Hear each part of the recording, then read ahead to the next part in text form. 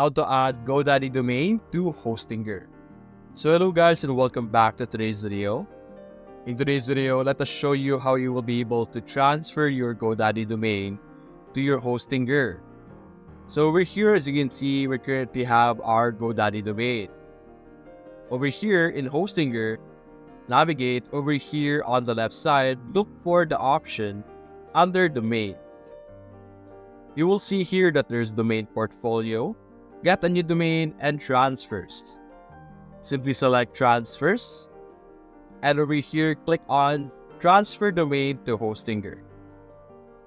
And over here, you're simply going to enter the domain that you have from Godaddy, and then it will proceed and show you the next necessary steps to be able to connect to them, such as changing your name or your name spaces over here.